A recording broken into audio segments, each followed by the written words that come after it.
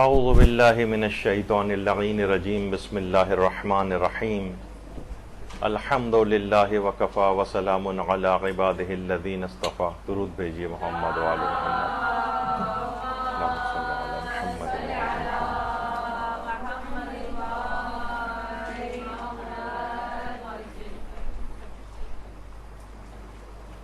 صرف ایک روز درمیان میں ہے اور اس کے بعد 20 سفر کو امام حسین علیہ الصلوۃ والسلام کا 40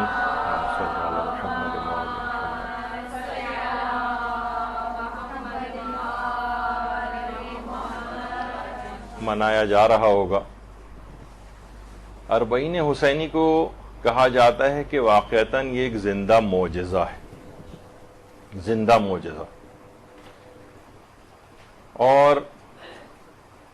کہا جاتا ہے کہ اتنا چھوٹا سا شہر ہے کربلا, کروڑوں لوگوں کا اس چھوٹے سے شہر میں آنا, یہاں پر کھانا پینا, یہاں پر عبادات اور مراسم عزاداری کو انجام دینا اور بغیر کسی مشکل کے اپنے وطن واپس چلے جانا, اور وہاں کے مقامی باشندوں کی عقل انسانی کو حیران کر دینے والی میزبانی حقیقتاً ایک معجزے سے کم نہیں محسوس ہوتی. ایک عجیب و غریب اس 40 کے اندر ثمرات موجود ہیں, عجیب و غریب اس رسم اعضاء میں, اور یہ جو شرعی طور پر ایک فریضہ بھی ہے اس کے اندر, جو بھی آگے چل کر ہم ذکر کریں گے. انتہائی حیران کن یہ تمام چیزیں. اچھا, وہاں پر ہم دیکھتے ہیں کہ جو غریب سے غریب افراد بھی ہیں,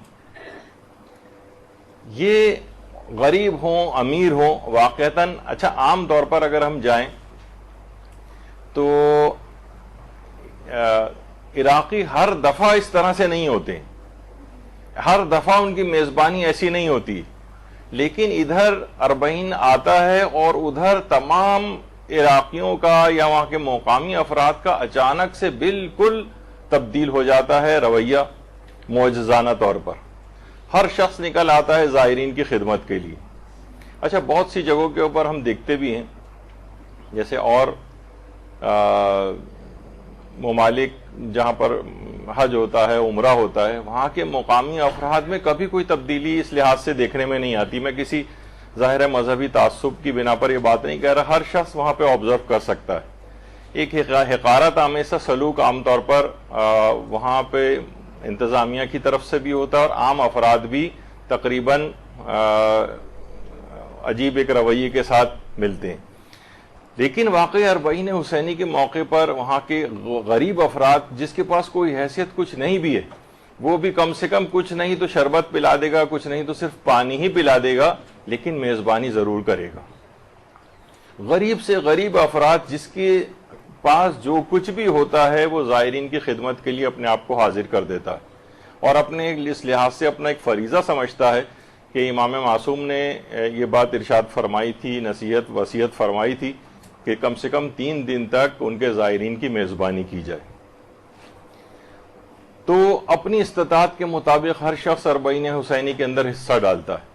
اچھا, 40 کے متعلق آج ایک لحاظ سے اس موضوع اتنا زیادہ طویل پھیلا ہوا یہ موضوع ہے کہ ہم اتنے مختصر وقت میں اس کو سمو نہیں سکتے, تو بس آج ایک سرسری سا ایک جائزہ ہوگا 40 کا, ورنہ موضوع بہت طویل ہے. تو غریب سے غریب خواتین بھی وہاں تندور لگاتی ہیں, روٹیاں لگا رہی ہوتی ہیں, اور زائرین کو کسی بھی اعتبار سے جو خدمت ہے وہ انجام دے رہی ہوتی ہیں. چھوٹی بچیاں ہیں, کچھ نہیں تو ٹیشو پیپر کے باکسز لے کے کھڑی ہو جاتی ہیں اور ٹیشو پیپر کے ذریعے ہی زائرین کی خدمت کر رہی ہوتی ہیں. چھوٹے چھوٹے بچے اس سلسلے میں کام کر رہے ہوتے ہیں. علماء تک, کیونکہ اتنا زیادہ ثواب ہے اس کا زائرین کی خدمت کا بھی, اور خود امام حسین کی خدمت شمار ہوتی ہے, تو علماء تک اس فریضے کو وہاں پر امامے اور ابا قبا کے اندر بھی انجام دیتے نظر آ رہے ہوتے ہیں. زائرین کی اتنا فوق العادہ احترام کہ ان کے پاؤں کو دھلایا جا رہا ہوتا ہے, ان کی مالش کی جا رہی ہوتی ہے, ان کو ہر قسم کی سہولیات مہیا کی جا رہی ہوتی ہیں, حتیٰ کہ بعض اوقات علماء تک کی خدمت کرتے نظر آ رہے ہوتے ہیں وہاں پر. بڑا عجیب و غریب, یعنی اس کو ایک معجزے سے کم شمار نہیں کیا جاتا. اور کسی تواریخ میں حتیٰ کہ عاشورہ وغیرہ تک کے اوپر یہ والی چیزیں دیکھنے میں نہیں آتی جو اربعین میں وہاں پر دیکھنے میں آتی ہیں. خواتین اس انداز سے لے کر کھڑی ہوتی اور اس قدر میزبانی میں یہ لوگ کوشش کر رہے ہوتے ہیں، حتیٰ کہ آپس میں بعض اوقات لڑتے تک نظر آتے کہ اس مہمان کو میں لے کر جاؤں گا، وہ کہتا ہے میں لے کر جاؤں گا. اور بعض اوقات یہاں تک ہوا ہے کہ میزبان جو ہے مہمان کو لے جانے کے چکر میں دو میزبانوں میں جب آپس میں اس طرح سے لڑائی ہوئی تو ایک نے دوسرے کے کان میں کچھ کہا اور اس کے بعد وہ دوسرا فوراً تیار ہو گیا کہ ہاں تم لے جاؤ. تو معلوم یہ چلا کہ قتل کا کوئی کیس تھا، یعنی اس خاندان والے نے وہاں والے کو جو ہے وہ قتل کیا تھا. تو جو مقتول تھے انہوں نے کہا کہ ہم اس شرط پہ تم پر سے اپنے قتل کو معاف کرتے ہیں کہ تم اس مہمان کو ہمیں لے جانے دو. یعنی مہمان کو لے جانے پر اس نے قتل تک کا جو ہے وہ معاف کر دیا. یعنی اتنا فوق العادہ جو ہے وہ وہاں پہ دیکھنے میں آتی ہیں یہ رویے. تو میں نے ابھی آپ سے ذکر کر رہا تھا کہ غریب سے غریب جو ہیں اس طرح سے کرتے نظر، اور آج کی بات نہیں، 50 سال، 60 سال، 70 سال اور اس سے کہیں پہلے سے بزرگ حضرات تک جو خدمت کر سکتا ہے، خواہ پانی پلانے کی حد تک کیوں نہ صحیح، وہ خدمت کو انجام دے رہا ہے. اور وہاں پہ واقعتاً صحیح کہ یہ معجزہ دیکھنے میں آتا ہے کہ ایسے فقیر عشق حسین میں امیروں کو کھانا کھلا رہے ہوتے، اور کوئی امیر یعنی وہاں پر سب لوگ انتہائی شوق ذوق، یعنی کوئی فقیری اور امیری کا ہر فرق مٹ جاتا ہے، بلکہ ہمیں الٹا نظر آ رہا ہوتا ہے. یہ نہیں کہ صرف امیر وہاں پر خدمت کو انجام دے رہے ہیں اور بہت پیسوں والے بھی نہیں، غریب بھی سب، بلکہ غریب جو ہیں امیروں کو کھلا رہے ہوتے ہیں. یہ معجزہ ہم کو اربعین پہ دیکھنے میں آتا ہے. بہت سے لوگ اس انداز سے لے کر کھڑے ہوتے ہیں. ایک شخص نے کہا کہ وہ کھجورے لے کر کھڑا ہوا تھا شخص. کھجورے تو وہاں پر اس قدر بہتات میں ہیں، خود وہیں پر اگتی بھی ہیں کہ سب سے لوئسٹ کوئی چیز اگر کوئی چیز پیش کی جا سکتی ہے تو وہ تھال میں رکھ کر کھجورے لے کے کوئی بھی شخص کھڑا ہو جاتا ہے، کوئی بھی میٹھی چیز. تو کسی نے کہا کہ تم اپنے نوکری جاب واب چھوڑ کے یہاں پر کہاں آ گئے یہ والا کام کرنے کے لیے؟ تو اس شخص نے ایک بڑا عجیب جواب دیا کہ شاید میں اس امید میں یہاں پر آ کر کھڑا ہو گیا ہوں کہ شاید زمانے کا امام میرے اس تھال میں سے کوئی چیز کھا لے. اللہم صلی علی محمد و علی محمد. تو اخلاص نیت کے ساتھ کس طریقے سے یہ لوگ وہاں پر آ رہے ہوتے ہیں، کام کر رہے ہوتے ہیں. یہاں تک لوگوں نے دیکھا، کچھ زائرین گئے ہوئے تھے وہاں پر، وہ بتاتے ہیں کہ ہم کسی جگہ تھک کر بیٹھ جاتے تھے. ایک جگہ تھک کر بیٹھے تو دیکھا کہ پیچھے سے کوئی آ کر کھڑا ہو گیا شخص، ہم پر سایہ کر رہا ہے. تو ہم نے سوچا، اگنور کیا، آگے بڑھ کر کہیں بیٹھے، وہ وہاں پر بھی آ گیا. کہا کہ یہ ایسا کیوں کر رہے ہو؟ کہا کہ میں اتنا غریب ہوں کہ ایک پیسہ بھی خرچ نہیں کر سکتا، تو میں کم سے کم یہ کر سکتا ہوں کہ زائرین پر دھوپ پڑنے سے بچاؤں اور اب آپ کو اپنے سائے میں لے لوں. کتنی عجیب و غریب وہاں پر دنیا ایک نظر آتی ہے اربعین کے موقع پر. یہ بھی آیت اللہ شیخ ناصر مکارم شیرازی فرماتے ہیں کہ اربعین اپنی جلالت میں کسی قیامت سے کم نہیں. ایک قیامت سی ہم کو وہاں پر نظر آتی ہے. ایک قیامت ہے کہ دنیا میں اس کی کوئی شبیہ اور مثل موجود نہیں. بلکہ میں نے غور کیا تو مجھے تو قیامت سے بلکہ کچھ برخلاف بات وہاں پر ایک لحاظ سے نظر ہے. قیامت میں تو یہ نا کہ باپ بیٹے کو نہیں پہچانے گا، بیٹا باپ کو نہیں پہچانے گا، ہر شخص ایک دوسرے سے فرار اختیار کرے گا. یہاں پر تو رشتہ داروں کو چھوڑیں، اجنبی افراد آپ سے آ کر تعلق پیدا کرنے کی کوشش کرتے ہیں اور آپ کی خدمت بڑھ کر کام کرنے کی کوشش کرتے ہیں. قیامت میں تو یہ تھا نا کہ وہاں ہر شخص ایک دوسرے کے حقوق جو غصب کیے ہوں گے اس وجہ سے ایک دوسرے سے فرار اختیار کرے گا. لیکن یہاں اجنبی آ کر آپ سے تعلق کو جوڑنے کی کوشش کرتا ہے. عجیب و غریب قسم کی قیامت ہے اربعین. تو فرماتے ہیں کہ 2 کروڑ یا اس سے بھی کچھ کم یا زیادہ افراد ان شہداء کے لیے جنہوں نے 1400 سال پہلے ظلم و ستم سے مبارزہ کیا اور اپنی عزت و شرف کا تحفظ کیا، ان کے لیے دور دراز علاقوں سے پیادہ ان کے مقبروں کی جانب سفر کرتے ہیں، حتیٰ کہ اپاہج اور ناتوان افراد بھی ان کے ساتھ ہوتے ہیں. کہہ رہے ہیں یہ طریقہ راہ فداکاری اور عزت و آزادی کا سب سے بہترین اظہار ہے. تو واقعتاً ایک عجیب و غریب دنیا ہے ایک اربعین. دیکھیے اربعین ویسے تو گنتی کے اعتبار سے یہ کہا جاتا ہے کہ 40 کے عدد کو کہا جاتا ہے، اور ہمارے ہاں بھی جو ایک رسم رائج ہے جس کو 40واں کہا جاتا ہے، وہ اسی اربعین ہی کا سمجھیں کہ اردو کے اندر نام ہے کہ اس کی جو شرعی حیثیت ہے وہ اس لحاظ سے ہی اپنے طور پر کی جاتی ہے کہ امام حسین علیہ السلام کا کیونکہ اربعین ہے، اس لحاظ سے ہم اپنے بھی مرنے والوں کو اس انداز سے یاد کرتے ہیں 40. اور اربعین کسی بھی چیز کو 40 دن تک متواتر انجام دینا، اس کو بھی اربعین کہا جاتا ہے، یا جسے چلہ کاٹنا کہا جاتا ہے. کتنے عملیات میں آپ دیکھتی ہیں کہ جناب زیارت عاشورہ ہے وہ 40 روز پڑھی جائے، فلاں عمل ہے یہ 40 روز تک انجام دیا جائے، اس طرح سے.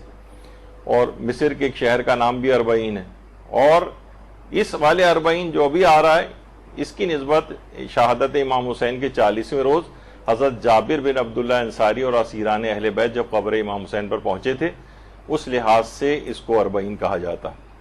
یہ ایک ایسا عدد ہے، اس پہ خود پوری کلاس ہو سکتی ہے کہ 40 کے عدد کے اندر کیا کیا اسرار، رموز اور ایک لحاظ سے عرفانیت پوشیدہ، اس کے اندر کیسی کیسی برکتیں اس عدد کے اندر کہ علماء نے 40 کی احادیث کی شرحیں جو ہے وہ لکھی ہیں. وہ روایت نہیں ملتی کہ جو بھی 40 احادیث کو یاد کرے گا قیامت کے دن فقیہ کے طور پر مشہور ہوگا.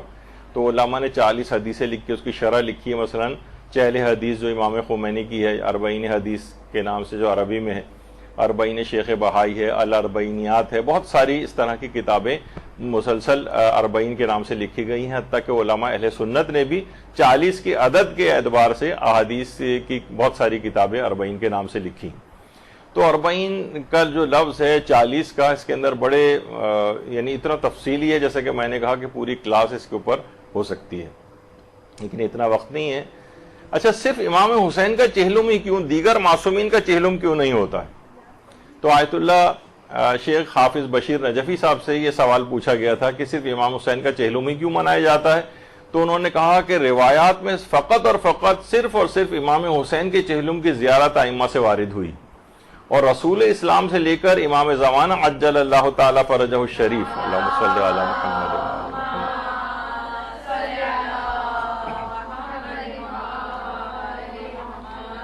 تمام معصومین نے فقط امام حسین علیہ السلام کی مصیبت کو تمام مصیبتوں پر ترجیح دینے کا حکم دیا. اس وجہ سے ہم اربعین فقط امام حسین کا مناتے ہیں. مثلا مولائے کائنات کا اربعین نہیں منایا جاتا، دیگر ائمہ کی شہادتوں کو اربعین نہیں منایا جاتا.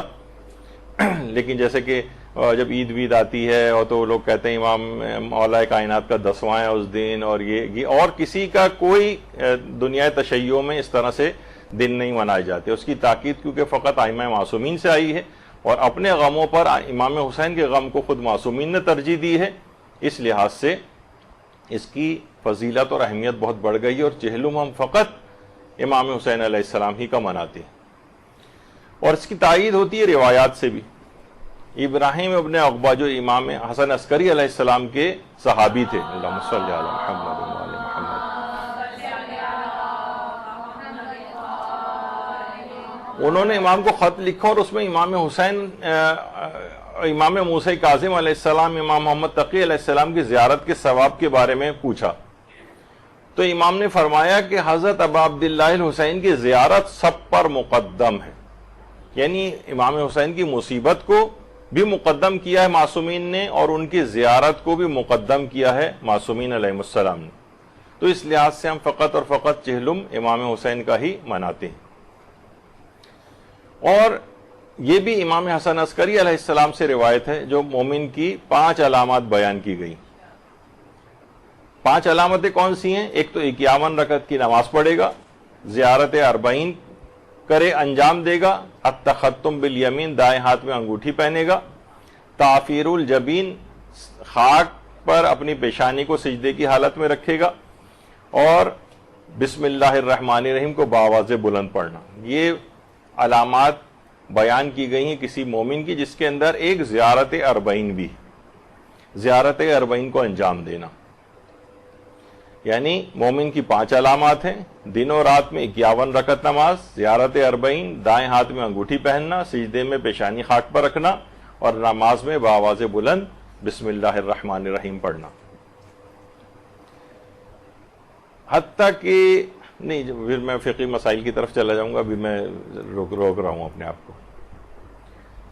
اچھا، یہ جو روایت ہے کہ مومن کی 5 علامات ہیں، اس پہ آیت اللہ وحید خراسانی نے بھی باقاعدہ اپنے بیانات میں اس بات کی تصریح کی ہے کہ یہ جو ہے شیخ انصاری بھی اس روایت کو معتبر سمجھتے تھے، علامت مومن جس میں 5 بیان کی گئیں، اور یہ معتبر احادیث میں سے۔ اور آیت اللہ سید علی طباطبائی نے بھی اس کی سند پر اعتبار کیا ہے، اور یہ کہ مومن کی 5 علامتیں ہیں، اور فقہی احکام میں اس سے استدلال کیا ہے۔ اسی طرح سے علامہ ہلی نے بھی زیارت اربعین کے استحباب کے اوپر فتویٰ دیا ہے، اور اس فتوے کے ضمن میں یہی والی روایت پیش کی ہے کہ مومن کی 5 علامات ہیں، جس کے اندر ایک زیارت اربعین بھی ہے۔ یعنی یہ جو روایت ہے یہ اس حد تک یہ ثابت شدہ ہے، اور خود علامہ مجلسی نے بھی علامات مومن والی جو روایت ہے اس کو کہا ہے کہ یہ کتب معتبرہ میں یہ روایت امام حسن عسکری علیہ السلام کے حوالے سے وارد ہوئی۔ تو یہ زیارت اربعین، زیارت اربعین، اس کے اندر دیکھیے ایک جملہ یہ آتا ہے کہ یہ لیستنقذ عبادک من الجہالۃ وحیرۃ الضلالۃ، کہ یہ امام جعفر صادق علیہ السلام فرماتے ہیں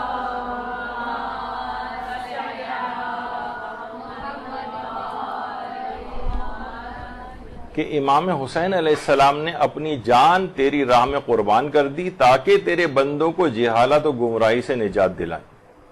تو جہالت اور گمراہی سے نجات دلانے کے لیے امام حسین علیہ السلام نے اپنی جان کو قربان کیا۔ تو ہمیں اس کے پیغامات بھی دیکھنے چاہیے۔ زیارت مطلقہ میں یہ بات آئی ہے کہ سید الشہداء امام حسین اور آپ کے تمام اصحاب نماز کی راہ میں شہید ہوئے ہیں، اور اس کے اندر ہے اشہد انک قد اقمت الصلاۃ وآتیت الزکاۃ وامرت بالمعروف ونہیت عن المنکر، گواہی دیتا ہوں میں کہ آپ نے نماز قائم کی اور زکوٰۃ دی، نیکیوں کا حکم دیا، برائیوں سے روکا۔ تو یہ کیسے ممکن ہے کہ ان زیارات کو انجام دینے والا، زیارت اربعین کو کرنے والا، زیارت اربعین کو پڑھنے والا، وہ ان تمام چیزوں سے اپنے آپ کو دور لے جائے، وہ نہ نماز پڑھے، نہ زکوٰۃ و خمس دے، نیکیوں کا حکم نہ دے، برائیوں سے نہ روکے۔ یعنی یہ اس کا ایک فریضہ بنتا ہے کہ جب آپ یہ سب امور کو انجام دے رہے ہیں تو آپ لازمی طور پر ان تمام باتوں کو بھی انجام دیں۔ یعنی یہ فقط صرف ایک رسم کے طور پر نہیں ہے، ان چیزوں سے بہت کچھ حاصل کرنے کی بھی ضرورت ہے۔ اچھا، زیارت اربعین کے حوالے سے مفضل ابن عمر جو چھٹے امام کے ہمارے مشہور صحابی ہیں، وہ بیان کرتے ہیں کہ ایک دفعہ ہم چھٹے امام امام جعفر صادق علیہ السلام کی خدمت میں حاضر تھے، اللہم صل علی محمد وعلی محمد، کہ حضرت ابو بصیر اور صفوان جمال حضرت کی خدمت میں حاضر ہوئے اور آ کے کہا کہ فرزند رسول آپ پر قربان ہو جائیں، ہمیں اپنے حقیقی شیعوں کی نشانیاں بتلائیے۔ تو چھٹے امام نے جواب میں فرمایا کہ ہمارے شیعوں کی بہت سی نشانیاں۔ انہوں نے کہا نہیں مولا، ہماری جانیں آپ پر قربان ہو، ہم کن علامتوں کے ذریعے آپ کے شیعوں کو دیگر لوگوں سے الگ کر سکتے ہیں۔ اب امام نے علامات بیان کرنا شروع کی، جس میں سے 2 علامتیں یہ بھی تھیں، جس میں سے ایک تھی سخاوت اور دوسری ہے زیارت اربعین۔ یعنی کس چیزوں سے آپ دوسروں سے ممتاز کر سکتے ہیں، کیونکہ بہت سارے لوگ ممکن ہے کہ معاشرے کے اندر ہوں، تو ہم کیسے پہچانیں کہ آپ کا شیعہ ہے؟ تو بہت سی علامتیں بیان امام نے کی، جس کے اندر 2 خصوصیت کے ساتھ تھیں، جس میں سے ایک تو سخاوت، یعنی سخی ہونا چاہیے امام کے چاہنے والے کو، اور دوسرا ہے کہ زیارت اربعین کو انجام دینے والا ہونا چاہیے۔ اس لحاظ سے بھی دیکھیے مومن کی جو نشانیوں میں سے ایک نشانی جو کہ 5 علامتوں کے اندر بیان کی گئی وہ الگ تھی، لیکن الگ سے ایک روایت صفوان جمال کی اور ابو بصیر سے جو روایت ہے اس میں بھی زیارت اربعین کو الگ سے بیان کیا گیا مومن کی نشانی کے طور پر۔ اچھا دیکھیے، امام کی فضیلتوں کے اعتبار سے، جو زیارت کی فضیلت کے اعتبار سے مختلف ایام میں امام حسین کی زیارت کی بہت زیادہ تاکید ہے۔ ویسے تو ایک انسان روزانہ ہی زیارت امام حسین پڑھے، ہر نماز کے بعد انسان پڑھتا ہے، لیکن کچھ خاص زمان و مکان کے اعتبار سے بھی چیزیں ہیں۔ مثلا شب جمعہ بہت زیادہ تاکید ہے زیارت امام حسین کی، روز جمعہ تاکید ہے، روز عرفہ بہت زیادہ تاکید ہے، ماہ رجب میں بہت تاکید ہے، پہلی اور 15 رجب کی تاریخوں میں، شعبان میں، اور خاص طور پر شب نیمہ شعبان میں 15 شعبان کی رات کو بڑی خصوصیت کے ساتھ الگ سے زیارات وارد ہوئی ہیں۔ اچھا، اسی طرح سے 3 شعبان کو امام کی ولادت کے روز، اور اسی طرح سے ماہ رمضان المبارک میں 15 رمضان اور آخری جو رمضان کی تاریخیں ہیں، اس طرح شب اول رمضان ہے، شب آخر رمضان ہے، شب قدر میں خاص طور پہ 23ویں رمضان کی جو شب ہے اس میں شب عید الفطر کو زیارت امام حسین پڑھی جائے، شب عید قربان کو پڑھی جائے، اسی طرح روز مباہلہ اور روز نزول آیت حلطہ اور شب عاشورہ، روز عاشور اور 40، یعنی یہ ساری فضیلتوں کے اعتبار سے نہیں کوئی دن اور زمانہ ایسا نہیں نظر آ رہا۔ کچھ زمانوں میں تو بہت تاکید ہے، اور شیعت کے اندر تو ہر نماز کے بعد زیارت کے اس لحاظ سے کم 3 دفعہ تو زیارت الگ سے پڑھی ہی جاتی ہے امام حسین کی۔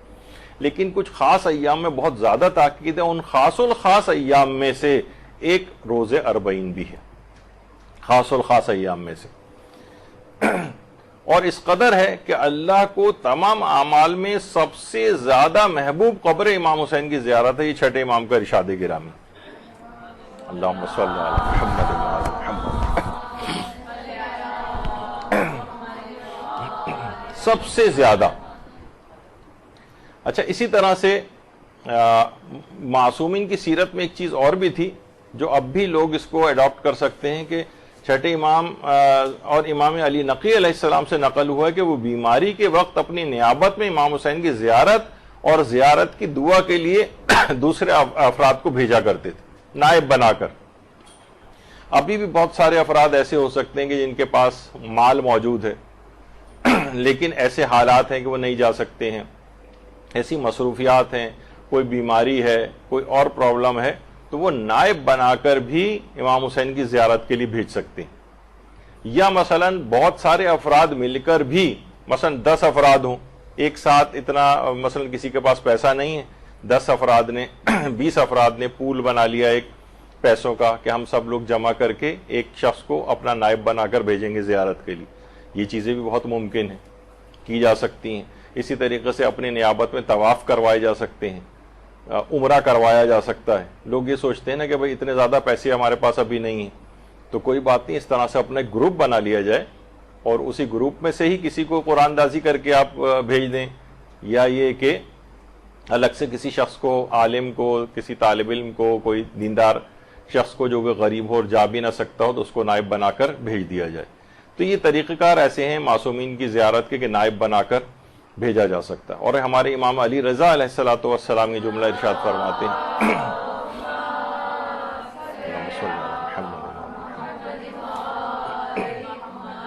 کہ جو شخص بھی فرات کے کنارے حضرت ابا عبداللہ الحسین کی زیارت کرتا ہے وہ اس شخص کی طرح ہے کہ جیسے اس نے عرش پر پروردگار عالم کی زیارت کی ہو۔ پروردگار عالم ہر قسم کی جسم اور جسمانیت سے منزہ ہے، ہرگز بھی اس کا کوئی جسم نہیں ہے، نہ وہ کبھی دیکھا جا سکتا ہے، لیکن انسان اپنے دل کی آنکھوں سے دیکھ سکتا ہے اس کو، اور میدان بلکہ جو آخرت میں، یعنی کہ یہاں پر عرش پر خدا کی زیارت سے مراد یعنی وہ ملکوتی اور اعلیٰ ترین مقامات کی طرف رسائی کی طرف اس کا اشارہ ہے کہ یہ جو زائر ہے یہ بلند ترین مقامات کو حاصل کرے گا۔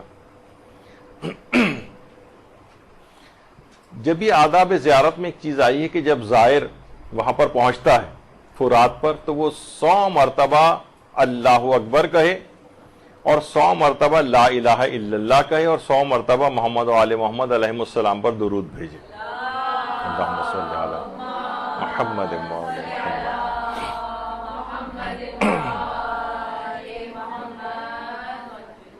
تو عرش پر خدا کی زیارت کی، تو جب زیارت اس نے کی ایسا ہی ثواب اس نے لیا، تو جب بھی وہاں پر پہنچے اور اپنی زیارت کی اس لحاظ سے ابتدا کرے 100 مرتبہ اللہ اکبر کہے، 100 مرتبہ لا الہ الا اللہ کہے اور 100 مرتبہ اس انداز سے درود بھیجنے کی تاکید بیان ہوئی۔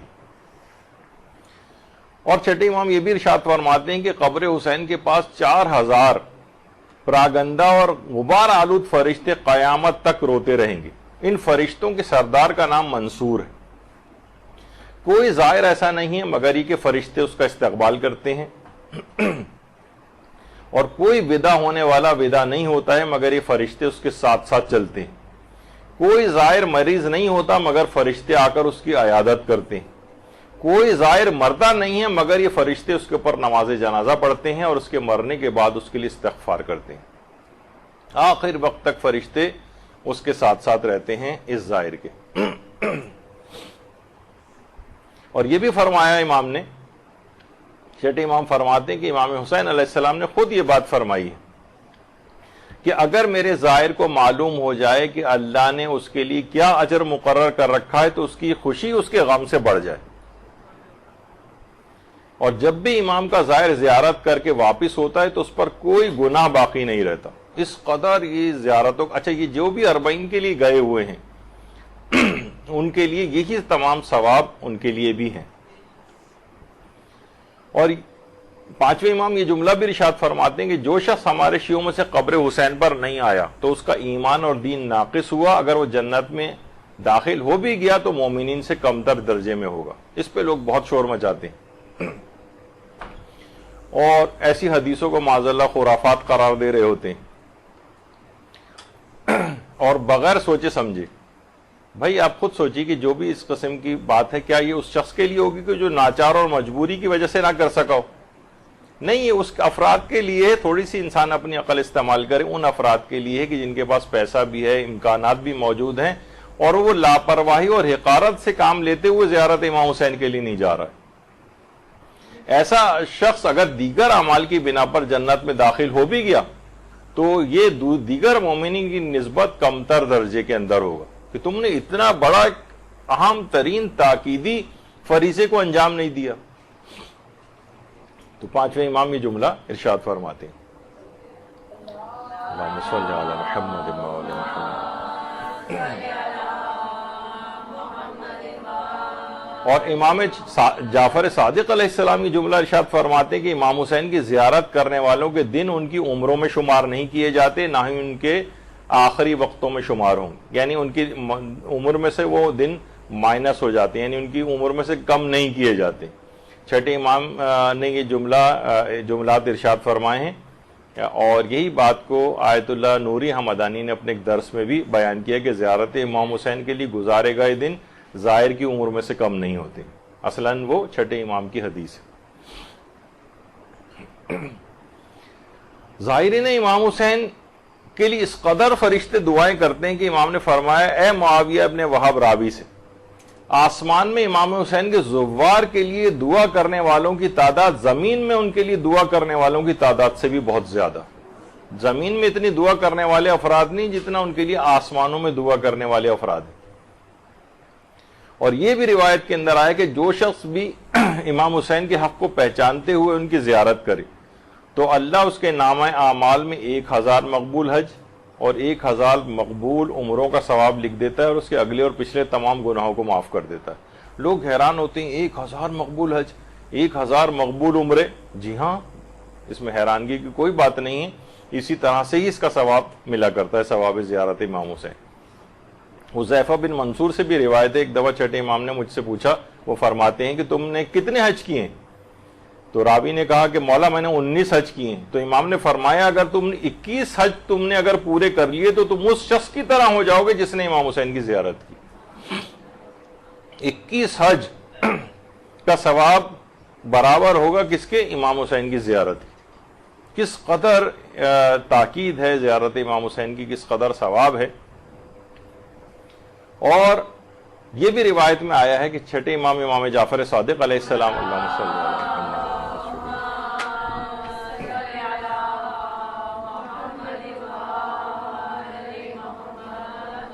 کہ راوی کہتا ہے کہ میں نے امام سے پوچھا کہ جو شخص امام حسین کی معرفت رکھتے ہوئے ان کی قبر پر اس حالت میں آتا ہے کہ نہ وہ منکر ہوتا ہے اور نہ متکبر. دیکھیے بہت سارے لوگ وہ ممکن ہے اس طرح سے چلے جائیں کہ وہ امام حسین کی عظمت سے کو نہ مانتے ہوں، بس ایسی چلے گئے ذرا گھومنے پھرنے کے اعتبار سے. اگرچہ یہ کہا یہ جاتا ہے کہ دنیا میں اور تمام علاقوں کے اندر انسان گھومنے پھرنے جاتا ہے، لیکن امام حسین کربلا وہ واحد جگہ ہے جہاں اس نیت سے کوئی نہیں آتا. تو نہ وہ منکر ہوتا ہے اور نہ متکبر ہوتا ہے. اگر اس حالت میں وہاں پر آیا تو اس کے لیے کیا اجر و ثواب ہے؟ امام نے فرمایا اس کے لیے 1000 مقبول حج اور 1000 مبرور عمرے لکھے جائیں گے، یعنی قبول شدہ، اور وہ اگر بدنصیب بھی ہوگا تو سعادت مندوں میں شمار کیا جائے گا اور مسلسل رحمت الہی کی آغوش میں رہے گا۔ درود بھیجیے محمد علیہ وسلم۔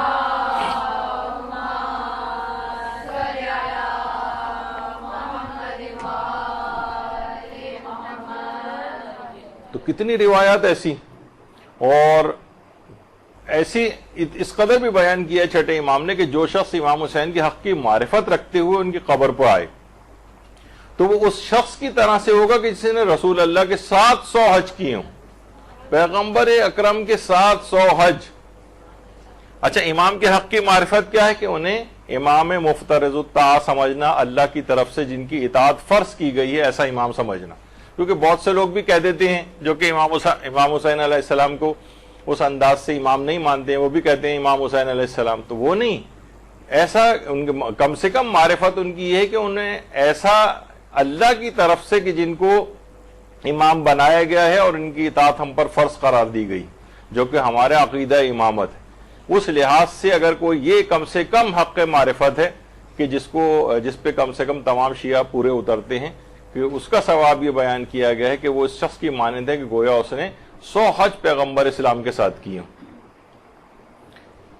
اور اگر تمام فضائل کو ویسے ہی دیکھیں سرسری اعتبار سے، تو کہ امام حسین کی جو زیارت کا ثواب عرش الہی پر اللہ کی زیارت کے برابر ہے، اور پیغمبر اکرم اور مولا علی اور حضرت فاطمہ زہرا سلام اللہ علیہ کی ہم نشینی والا ثواب اس کو ملتا ہے، اس کی عاقبت بخیر ہوتی ہے، اس کی عمر میں اضافہ ہو جاتا ہے، اس کے گزشتہ اور آئندہ گناہ بھی معاف ہو جاتے ہیں، فرشتے اس کے لیے دعا کرتے ہیں، اللہ کا زائرین پر فخر مباحت کرتا ہے، پیغمبر اور آئمہ اس کے لیے دعا کرتے ہیں، اس کے رزق و روزی میں اضافہ ہو جاتا ہے، اس کی زندگی کے خطرات دور ہوتے ہیں، اس کی دعائیں قبول ہوتی ہیں، مستجاب الدعوات ہو جاتا ہے، بے شمار اس کو ثواب ملتا ہے، اور زیارت کے شروع ہونے سے لے کر وطن واپس پہنچنے تک اس کا عمر میں حساب شمار ہی نہیں کیا جاتا۔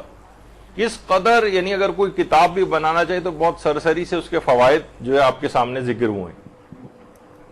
تو بہرحال اچھا، اب پیدل چلنا، جو اس کے اندر پیدل جو چلا جاتا ہے، اس سلسلے میں صرف پیدل چلنے پر اس کی فضیلت پر ہی کم سے کم 21 روایات موجود ہیں معصومین کی زیارت کے لیے، خاص طور پر ابھی 2 معصومین کی زیارت کے لیے تو الگ سے تاکید آئی ہے خصوصی طور پر۔ لیکن جو کتاب نور العین فی مشی الی زیارت قبر الحسین ہے، اس میں آیت اللہ استبناتی کی، اس میں انہوں نے 21 احادیث نقل کی ہیں کہ جس میں فضیلت ہے پیدل چل کر جانے کی اس سلسلے میں۔ اور امام یہ فرماتے ہیں کہ جو شخص بھی امام حسین کی زیارت کے لیے پیدل سفر کرتا ہے، خدا اس کے ہر قدم کے بدلے ایک نیکی لکھتا ہے، اس کا ایک گناہ معاف کرتا ہے، اس کا ایک رتبہ درجہ بڑھا دیتا ہے۔ اور زیارت کے لیے جب وہ جاتا ہے تو اللہ 2 فرشتوں کو مقرر کرتا ہے تاکہ اس کے منہ سے جاری ہونے والے ہر خیر کو تحریر کرے، اور جو شر اور برائی بھی وہ اگر اس سے انجام پا جاتی ہے تو اس کو تحریر میں نہ لے کر آئیں، اور لوٹتے وقت اسے الوداع کہتے ہیں فرشتے، اور کہتے ہیں خدا کے ولی تیرے سارے گناہ بخشے جا چکے ہیں، اور تو اللہ کی جماعت میں، رسول اللہ کی جماعت میں اور اہل بیت کی جماعت میں شامل ہو چکا ہے۔ خدا کی قسم اب تو کبھی جہنم کی آگ کو نہ دیکھے گا، اور جہنم کی آگ تجھے نہ دیکھے گی، اور نہ ہی تجھ کو اپنا لقمہ بنائے گی۔ کس قدر یعنی انسان اس کے فضائل بیان کرتا چلا جائے اور کبھی وہ فضائل ختم نہ ہو۔ اچھا، روایات میں پیدل چلنے کے اعتبار سے الگ الگ کچھ ثواب نقل ہوئے۔ کبھی کہا گیا ہے کہ 1 نیکی اور 1 گناہ کی معافی ملتی ہے، کسی جگہ کہا گیا کہ پیدل زیارت سے 10 نیکیاں اور 10 گناہوں کی معافی ملتی ہے، کہیں کہا گیا کہ 1000 نیکیاں اور 1000 گناہوں کی معافی ملتی ہے، کہیں کہا گیا کہ 1,00,000 نیکیاں اور 1,00,000 گناہوں کی بخشش ملتی ہے۔ تو علماء نے یہ لکھا ہے کہ ممکن ہے ثواب کا جو فرق ہو، یہ زیارت پہ جانے والوں کی جو راہ میں سختیاں ہوتی ہیں، کسی کو کم سختی ہے تو اس کا نسبتاً ثواب کم ہے، کیونکہ جو زیادہ سختی اور مشقت سے عمل انجام دیا جائے اس کا ثواب بڑھ جاتا ہے۔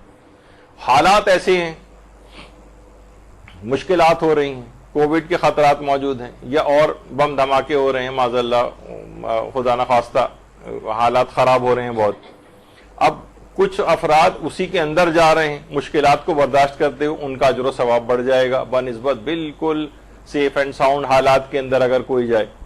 اسی اعتبار سے جو زیارت کرنے جا رہا ہے اس کی معرفت کے اعتبار سے ثواب کم اور زیادہ ہوتا ہے۔ ایک نسبتاً لاوالی سا شخص ہے اور ایک ہے بہت بامعرفت شخص ہے، اس کا ثواب یقیناً بڑھے گا، دوسرے کا ممکن ہے کہ ثواب اس کا کم ہو جائے۔ تو ثواب کی یہ تفاوت اور یہ جو ہے آپس میں روایات کا ٹکراؤ نہیں ہے، بلکہ یہ بہت سارے فیکٹرز کو دیکھتے ہوئے یہ والے فرق موجود ہیں ثوابوں میں۔ اس قدر زیارت اربعین کی اہمیت ہے کہ آیت اللہ ناصر مکارم شیرازی فرماتے ہیں کہ پا پیادہ یعنی پیدل جانا امام حسین کی زیارت کے لیے ان کے بلند و بالا مقام کی تعظیم و تکریم کے اظہار کا ایک طریقہ ہے۔ اتنی بڑی قربانی دی ہے انہوں نے، اور یہ ایک تبلیغ بھی ہے، پوری دنیا متوجہ ہو رہی، کیا ہو رہا ہے پوری دنیا متوجہ ہو رہی، پوری دنیا کی کوشش بھی ہوتی ہے کسی طرح سے اس کو میڈیا پہ نہ آنے دیا جائے، لیکن ہر جگہ اس کا پیغام جو ہے پھر بھی پھیل رہا ہوتا ہے۔ چہلم کے پیدل سفر کے متعلق بھی آیت اللہ تقی بہجت فرماتے تھے کہ روایات میں کہ جس وقت امام زمانہ ظہور فرمائیں گے، اللہم صلی علی محمد و علی محمد،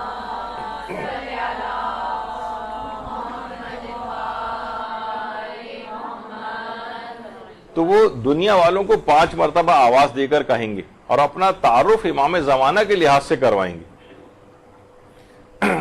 تو امام زمانہ کیوں اپنا تعارف کرا رہے ہیں؟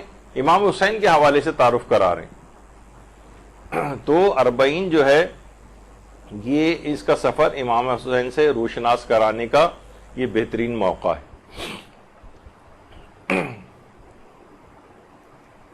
اچھا، معصومین کی جو پیدل زیارت ہے، اس سلسلے میں بہت سارے استفتاء بھی علماء سے کیے گئے کہ اس کی شرعی دلیل کیا ہے، پیدل کیوں جائیں؟ تو ابھی آیت اللہ سید محمد سعید الحکیم طباطبائی، جن کا ابھی تھوڑے ہی دن پہلے انتقال ہوا ہے، تو آیت اللہ سید محمد حسین طباطبائی جو ہیں آیت اللہ سعید الحکیم طباطبائی جو ہیں، انہوں نے کئی نکات اس سلسلے میں بیان کیے ہیں۔ اچھا، آیت اللہ سیستانی کو ان کے انتقال پر اس قدر تکلیف اور دکھ پہنچا کہ ان کے اپنے رشتہ داروں سے ملاقات کے وقت انہوں نے کہا کہ دنیا میں سب سے زیادہ دکھ اور غم ان کے انتقال پر مجھے پہنچا ہے۔ آیت اللہ سعید الحکیم کے انتقال پر آیت اللہ سیستانی نے یہ جملے ان کے رشتہ داروں سے خطاب فرمائے۔ ان کا یہ استفتاء ہے، کہہ رہے ہیں اصلاً مقامات مقدسہ کی جو پیدل زیارت ہے، اس میں کچھ نکات کو مد نظر رکھنے کی وجہ سے شرعاً مطلوب ہے یہ عمل۔ ایک تو یہ کہ روایت میں اس بات کی بہت تشویق دلائی گئی کہ امام علی اور امام حسین علیہ السلام کی زیارت پیدل انجام دی جائے۔ ان دو معصومین کی زیارت کے لیے الگ سے پیدل چلنے کا حکم ہے، مولا کائنات اور امام حسین علیہ السلام۔ اور اسی طرح سے زیارت انجام دینا ائمہ علیہم السلام کے ذکر کو زندہ کرنے کے مترادف ہے، ان کی مظلومیت کا اظہار ہوتا ہے اور اللہ کی راہ میں ان کی عظیم قربانی اور معرفت کا اظہار ہے۔ ایک ہی وجہ یہ ہے۔ اور امام حسین کی اربعین کے دن کی زیارت بعض روایتوں میں وارد ہوئی ہے، بس اس اعتبار سے امر جو ہے شرعاً مطلوب عمل ہے، اور مزید رجحان پیدا ہو جاتا ہے اس میں کہ اربعین پہ بھی انسان پیدل زیارت کے لیے جائے۔ تو پیدل زیارت کے لیے جانا یعنی بہت جہتوں سے یہ ایک بہت مطلوب عمل ہے اور شرعاً رجحان شرعی رکھتا ہے۔ سب سے پہلے جو اربعین کا سفر کب سے شروع ہوا؟ ویسے تو آیت اللہ محمد علی قاضی طباطبائی فرماتے ہیں کہ اربعین کے لیے کربلا کا سفر اختیار کرنا ائمہ معصومین کے زمانے میں بھی شیعان اہل بیت کے درمیان رائج رہ چکا ہے، حتیٰ کہ بنو امیہ اور بنو عباس کے جو خطرناک ترین ادوار تھے اس میں بھی شیعہ اس سفر کے پابند تھے، اور وہ اس عمل کو شیعان اہل بیت کی سیرت مستمرہ یعنی مسلسل ہمیشہ جاری رہنے والی سیرت سمجھتے ہیں۔ یعنی یہ کربلا کا سفر کرنا اربعین کے موقع پر یہ شیعت میں شروع سے رائج رہا ہے، لیکن باقاعدہ نجف سے کربلا جانا، باقاعدہ نجف سے کربلا جانا بطور رسم، اس کی ابتدا کس نے کی؟ تو یہ کہا جاتا ہے کہ محدث مرزا حسین نوری انہوں نے باقاعدہ اس کی ابتدا کی تھی، اور اسی 40 کے سفر کے درمیان میں ہی پیدل جب چلتے ہوئے جا رہے تھے تو ان کا انتقال ہو گیا تھا، اور نجف میں حرم امیر المومنین میں ہی محدث نوری کو دفن کیا گیا۔ اللہم صلی علی محمد۔ یہ کیا ہے؟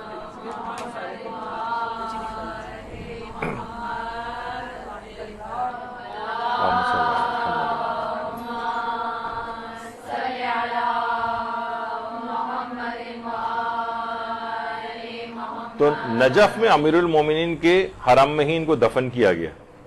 اچھا، یہ محدث نوری کون تھے؟ یہ شیخ عباس قمی کے استاد تھے۔ شیخ عباس قمی جنہوں نے مفاتیح الجنان لکھی ہے، یہ ان کے استادوں میں شامل تھے، اور ان کی کتاب لولو والمرجان سب سے مشہور کتاب ہے محدث نوری کی، اور 1902 میں ان کا انتقال ہوا۔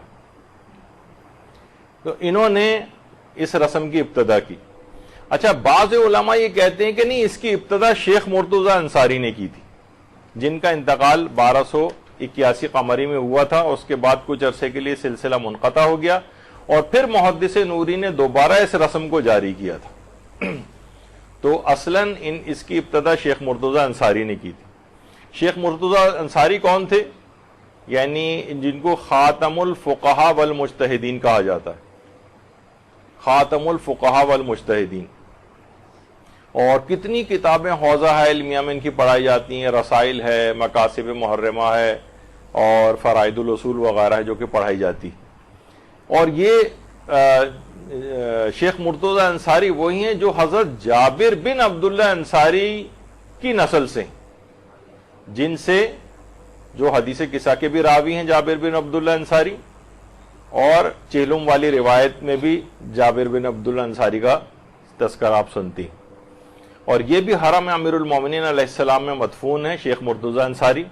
ان کی والدہ کے متعلق کہا جاتا ہے کہ وہ اس قدر عبادات اور نماز شب وغیرہ کی پابند تھیں، اس قدر عبادات اور نماز شب کی پابند تھیں کہ شدید ترین سردیوں میں بھی جب برف باری ہو رہی ہوتی تھی اس وقت بھی وضو کر کے نماز شب کو پڑھا کرتی تھی۔ اور کبھی ایسا نہیں ہوا کہ شیخ انصاری کی جب پیدائش ہوئی تھی اور دودھ پلائی کا زمانہ تھا ان کی، تو ایک دفعہ بھی انہوں نے بغیر وضو کیے ان کو دودھ پلایا۔ تو ایسا پھر عالم شیخ انصاری جیسا بننا ہی تھا۔ اور زہد اس قدر تھا شیخ انصاری کا کہ جس وقت انتقال ہوا ہے کوئی بھی ان کے پاس پیسے وغیرہ نہیں تھے، یہاں تک کہ ایک مالدار شخص نے پیسے وغیرہ دے کر ان کی تجہیز و تکفین کروائی تھی۔ تو ابتدا کہا جاتا ہے کہ شیخ انصاری نے کی تھی، شیخ مرتضی انصاری نے۔ ان کے انتقال کے بعد کچھ عرصے کے لیے سلسلہ موقوف ہو گیا تھا، اور محدث نوری نے باقاعدہ نجف سے کربلا پیدل جانے والی رسم کو اجرا کیا تھا۔ اور آپ سے ابھی کا نہیں، ابھی جو آپ دیکھ رہی ہیں ٹی وی وغیرہ پر کہ بہت زیادہ لوگ تعداد میں جا رہے ہیں، اس زمانے کی بات ہے 1967 میں جو کتاب لکھی گئی تھی، تو اس کے مؤلف نے یہ بات لکھی تھی سید جواد شبر نے، کربلا میں 40 حسینی کے موقع پر کہہ رہے ہیں 10 لاکھ افراد پہنچے ہیں وہاں پر کربلا، یعنی 1967 میں 10 لاکھ افراد۔ حج میں عام طور پر 10 لاکھ 15 لاکھ 18 لاکھ 20 لاکھ کبھی کبھار 25 لاکھ، لیکن یہاں کروڑوں کی تعداد میں، اور کووڈ جیسی صورتحال میں بھی اب دیکھیں کس قدر بڑی تعداد کے اندر وہاں پر پہنچ رہے ہیں۔ تو ہمیشہ سے صاحبان ایمان کا طریقہ کار رہا ہے کس طریقے سے صعوبت برداشت کر کے ٹوٹی پوٹی بسوں کے اندر بیٹھ کر اس سفروں کو انجام دیتے رہیں۔ اور اس زمانے کی بات ہے کہ جب باقاعدہ کربلا میں دروازہ بھی ہوا کرتا تھا شہر سے باہر، اس زمانے میں سے لوگ مسلسل اس طرح سے زیارت کے لیے جا رہے ہیں۔ حرم میں حضرت عباس علمدار، اللہم صلی علی محمد وآل محمد۔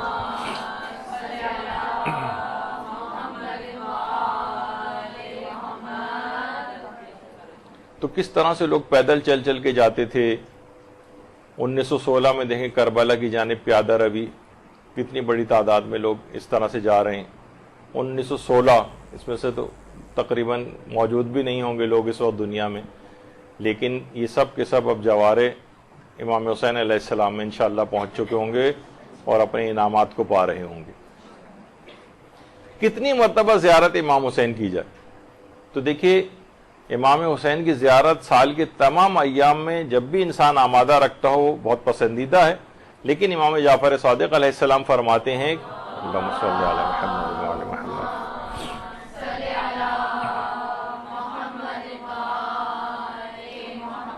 کہ امیر انسان سال میں 2 مرتبہ آئے اور غریب انسان اگر اس کے لیے ممکن ہو تو سال میں 1 دفعہ زیارت امام حسین کے لیے آئے۔ یہاں پر لوگ کئی دفعہ جانے پر اس کے لیے باتیں بنانے لگتے ہیں اور فوراً اس کو دیگر بہت سے اور نیک کام دکھانے شروع کر دیتے ہیں۔ تو جو یہ بار بار زیارات کے لیے عام طور پہ جا رہے ہوتے ہیں، یہی لوگ دیگر نیک کاموں میں بھی پارٹیسپیشن کر رہے ہوتے ہیں۔ اب وہ ہر ایک کو بتا کے جھنڈا لے کے اعلان کر کے اخبار میں تصویر اور اشتہار تو نہیں چھپائیں گے کہ وہ کیا کر رہے ہیں، لیکن وہی لوگ، اور جو اس طرح سے پیسے بچا رہے ہوتے ہیں ان کو، یعنی نہ ان کا کوئی پیسہ خرچ ہو رہا ہوتا ہے ایسے افراد کا، لیکن یہ بیٹھے ہوئے بس صرف اعتراض کر رہے ہوتے ہیں کہ یہ بار بار حج پہ کیوں جا رہے ہیں، یعنی یہ پیسہ مثلا کوئی اگر رشتہ دار بھی ہے تو کہہ رہے پیسہ مجھے کیوں نہیں دیتے مثلا۔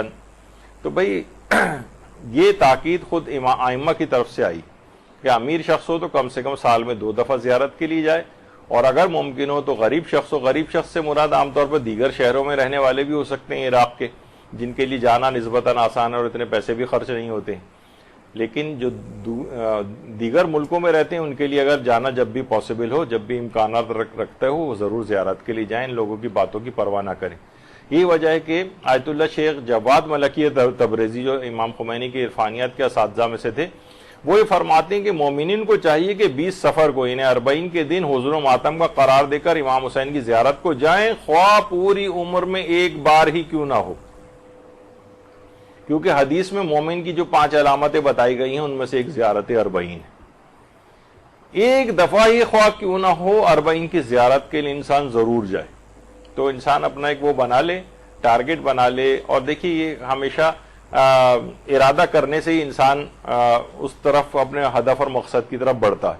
صرف اگر آپ بیٹھے ہیں اور سوچتے رہیں گے اور خواہش کرتے رہیں کہ میں وہاں چلا جاؤں تو ممکن نہیں ہوتا، جب تک کہ خود اس کے لیے آگے بڑھ کر انسان کوئی نہ کوئی اقدام کیوں نہ کرے۔ زندگی گزرتی جائے گی۔ آپ نے دیکھا کہ پچھلے سالوں کی نسبت دنیا بھی کتنی تبدیل ہو گئی ہے، کتنی سفری مشکلات بھی اس کے اندر آ چکی ہیں، لیکن اس کے باوجود بھی جو انسان جنہوں نے آگے بڑھ کر ہمت کی، وہ ہم دیکھیں یہاں پر بیٹھے ہوئے اور وہ وہاں پر پہنچ چکے ہیں اور زیارت کو انجام دے رہے ہیں۔ تو بہرحال زندگی میں خواہ 1 دفعہ ہی کیوں نہ صحیح 40 کو ضرور انجام دینا چاہیے۔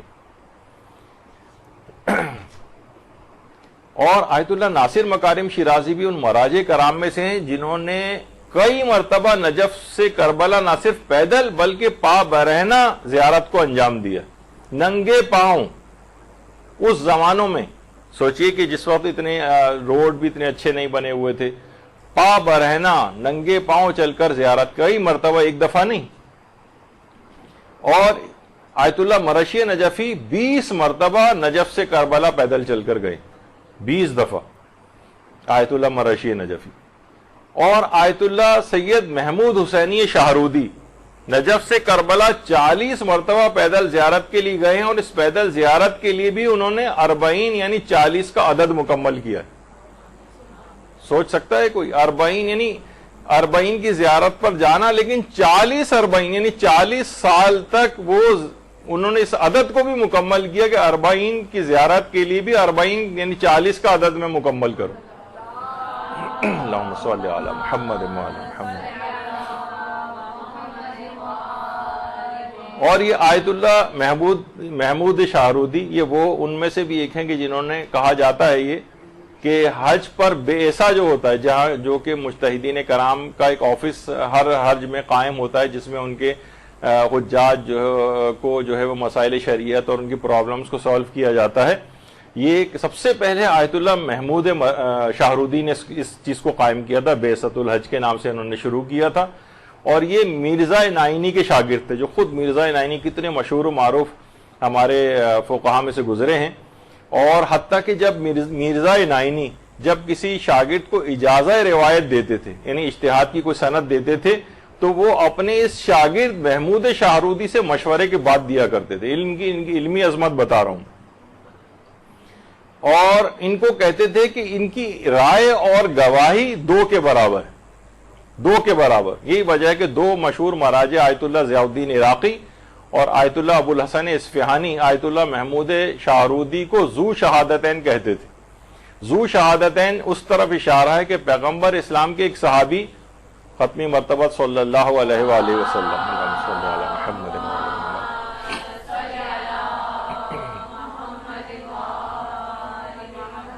خزیمہ بن ثابت، ان کی ایک کی گواہی کو پیغمبر اسلام نے دو کے برابر قرار دیا تھا. کہ خزیمہ کہ پیغمبر نے گھوڑے والا ایک واقعہ ہے کہ کسی سے خریدا تھا، اس کو پیسے دے دیے تھے اور گھوڑے کا نام تھا مرتجز. تو ان صحابی نے جب اس نے کہا کہ آپ گواہ پیش کریں تو خزیمہ نے آگے بڑھ کے کہا کہ میں گواہی دیتا ہوں. تو جبکہ خزیمہ اس وقت موجود نہیں تھے، کہا کہ سب سے سچا ترین شخص ہے، یہ بات کہہ رہا ہے جو جھوٹ ہو ہی نہیں سکتی. تو پیغمبر نے خزیمہ کی گواہی کو دو کے برابر قرار دیا تھا. تو مرزا نائینی ان کو کہتے تھے کہ تمہاری ایک کی گواہی دو کے برابر ہے. جبھی آیت اللہ ضیاء الدین عراقی اور آیت اللہ ابو الحسن اصفہانی ان کو ذو شہادتین کے نام سے پکارتے تھے.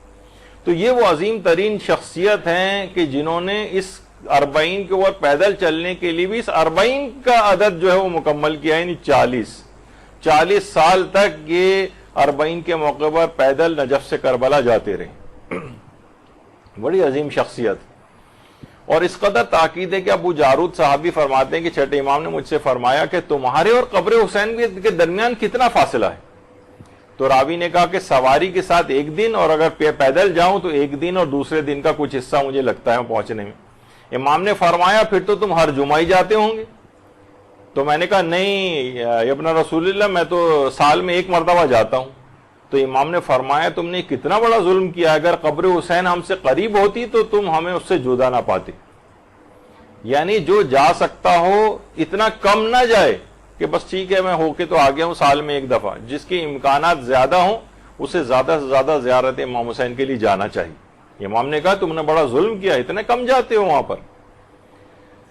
تو لوگوں کی باتوں کی اس میں بالکل پرواہ نہیں کرنی چاہیے. جو دیگر اپنے احکام اور ذمہ داریاں ہیں انسان مالی وہ بھی پورا کرے، لیکن اس کی ادائیگی کے ساتھ ساتھ وہ زیارت امام حسین کے لیے بھی جاتا رہے.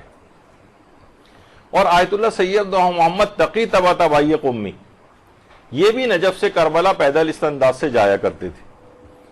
اور یہ وہ عظیم شخصیت ہے آیت اللہ سید محمد تقی طباطبائی قمی کہ آیت اللہ خوئی نے اپنی زندگی میں صرف 3 افراد کو اجازہ روایت دیا تھا، یعنی اجتہاد کی سند جسے کہا جاتا ہے.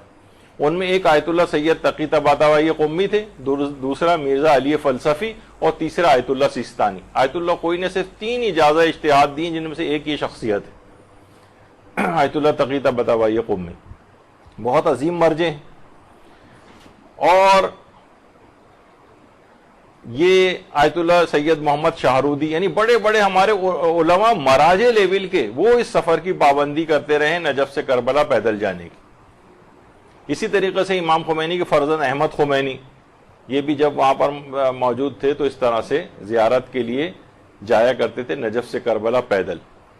یہ مرحوم آیت اللہ خوئی، آیت اللہ العظمیٰ آقا سید ابو القاسم الموسوی الخوئی، ان کا پیدل جانا زیارت کے لیے 40 کے سفر پہ. آیت اللہ سید محسن الحکیم طباطبائی جن کے نواسے سعید الحکیم طباطبائی جن کا بھی کچھ دن پہلے انتقال ہوا.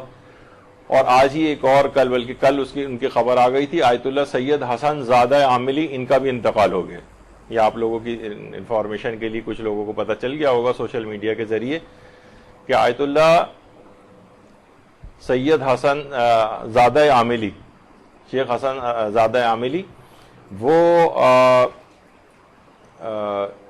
انتقال کر گئے. اور ان کو علامہ ذوالفنون کہا جاتا ہے، یعنی اتنے مختلف علوم کا ماہر بہت ہی کم شیعہ علماء میں گزریں گے جو اتنی یعنی حساب، میتھمیٹکس، جیوگرافی اور ہر قسم کے علوم کے ماہر تھے وہ. اور اسی پر انہوں نے کتابیں بھی لکھی ہیں.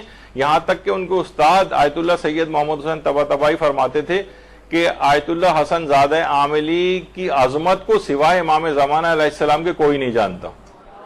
اللہم صلی علی محمد و آل محمد.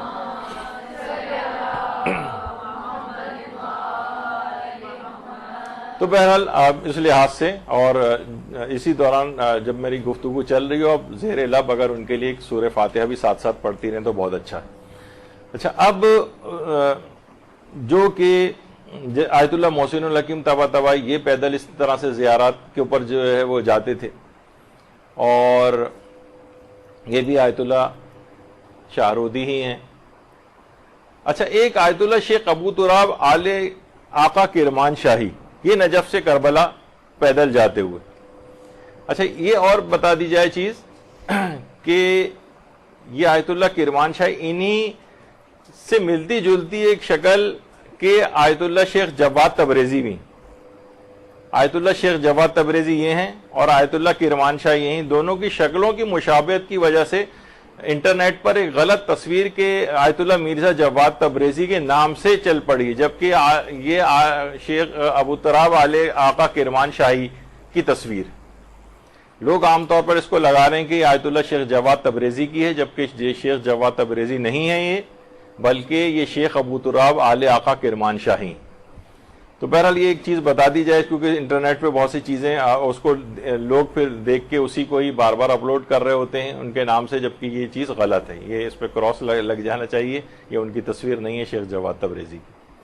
اچھا اسی طرح سے آیت اللہ سید محمد مہدی بحر العلوم یہ اتنے بڑے ہمارے عالم تھے کہ ان کے متعلق گمان ہونے لگا تھا اور اہل سنت حضرات ان کو ان کے تقدس مابی وغیرہ کو دیکھ کے دھوکہ کھا گئے تھے کہ شاید امام مہدی یہی ہیں. آیت اللہ سید محمد مہدی بحر العلوم. بحر العلوم لقب تھا ان کا نام مہدی تھا. علم میں بھی اور تقدس کے اندر اتنے زیادہ تھے. اچھا ایک وہاں پر آپ نے دیکھا ہوگا کہ ایک دستہ آتا ہے کہ جو کہ تیزی کے ساتھ دوڑتا ہوا آتا ہے حرم میں اور دوڑتا ہوا عزاداری کرتا ہوا باہر نکلتا ہے. یہ بڑا فوق العادہ اور بڑا عجیب و غریب ایک غم انگیز ایک سما ہوتا ہے وہاں پر. یہ دستہ تویریج کہلاتا ہے. توئے واو رے یہ جیم تویریج. اچھا یہ ایک تویریج ایک 20 کلومیٹر کے فاصلے پر کربلا سے ایک جگہ ہے. وہاں سے وہ لوگ آتے ہیں اور اس کے بعد پھر خیمہ گاہ پھر وہاں سے پیدل دوڑتے ہوئے آتے ہیں اور دوڑتے تیز رفتاری کے ساتھ ماتم کرتے ہوئے یہاں سے نکلتے ہیں. اور آیت اللہ سعید الحکیم طباطبائی نے دستہ تویریج کے لیے کہا کہ ان کا یہ دوڑ کر آنا یہ بھی شاعر حسینیہ میں سے.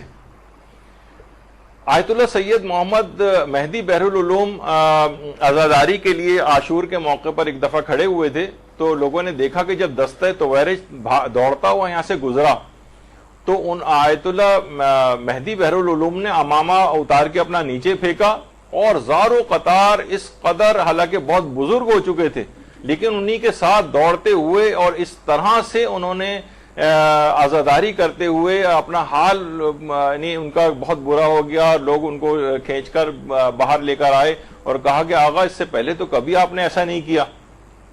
تو یہ دستہ تویریج کو دیکھ کر یہ آپ اس کے اندر اس انداز سے دوڑتے ہوئے کیوں اس کے اندر شامل ہوئے؟ تو انہوں نے کہا کہ میں تمہیں کیا بتاؤں کہ میں نے دیکھا کہ خود امام زمانہ علیہ السلام اس دستہ تویریج کے اندر اللہم صلی علی محمد و آل محمد وہ اس میں اس انداز سے ماتم کر رہے ہیں اور عزاداری کر رہے ہیں. اس کے بعد سے دستہ تویریج جو ہے یہ بہت ہی وہاں پر ایک بہت شہرت رکھتا ہے اور اس کی ایک بڑی خصوصیت ہے کہ اس کے اندر اتنے بڑے بزرگ عارف نے خود امام زمانہ علیہ السلام کو شامل ہو کر عزاداری اور ماتم کرتے ہوئے دیکھا ہے. تو آیت اللہ سید محمد مہدی بحر العلوم وہ بھی اس طرح سے اس کے اندر شامل ہوتے تھے اور یہی دستہ تویریج ابھی اربعین کے موقع پر بھی اس میں بھی آتا ہے اور اربعین کے موقع پر بھی اسی انداز سے دوڑتا ہوا آتا ہے. اچھا اسی طرح سے پھر آیت اللہ موسوی جزائری ہیں جو اہواز کے امام جمعہ اور جماعت تھے وہ یعنی مراجع اور علماء اس طرح سے آتے ہیں. آیت اللہ امام خمینی کے جو بیٹے تھے مصطفیٰ خمینی جن کو عراق میں شہید کر دیا گیا تھا وہ بھی اس طرح سے آتے تھے اور تمام زائرین کی خدمت کرتے ہوئے ان کے لیے کھانے پکاتے ہوئے سفر میں ان خدمات کو انجام دیتے تھے. اور آیت اللہ سعید الحکیم طباطبائی، یہ تو آتے تھے جس قدر بھی ان کے لیے ممکن ہوتا تھا، نجف سے کربلا پیدل بھی چلتے تھے اور زائرین وغیرہ کے لیے ویل چیئرز بھی چلاتے تھے. ابھی کچھ ہی عرصے پہلے جن کے کچھ دن پہلے انتقال ہوا ان کا، تو اتنے بڑے علماء اور مراجع اس قدر آ کر یعنی اربعین کی کس قدر عظمت ہوگی جس کو پہچانتے ہوئے آ کر ان خدمات کو انجام دے رہے ہیں. آقائے حجت الاسلام شیخ زگزاکی نائجیریا کا یہ مجاہد، اچھا یہ کہا جاتا ہے کہ یعنی کربلا کے اندر جو اربعین کی جو تعداد مومنین کی ہوتی ہے، اس کے بعد دنیا میں اگر کسی جگہ ہوتی تھی تو وہ نائجیریا میں ہوتی تھی.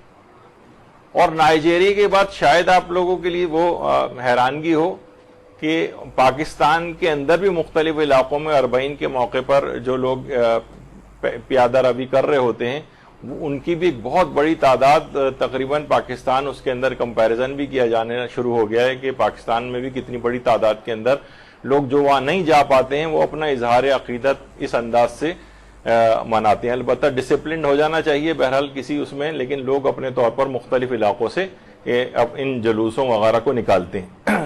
آیت اللہ شیخ زگزاکی جو تھے یہ ابتداً فقہ مالکی کے تھے، یعنی ہمیشہ سے یہ شیعہ نہیں تھے.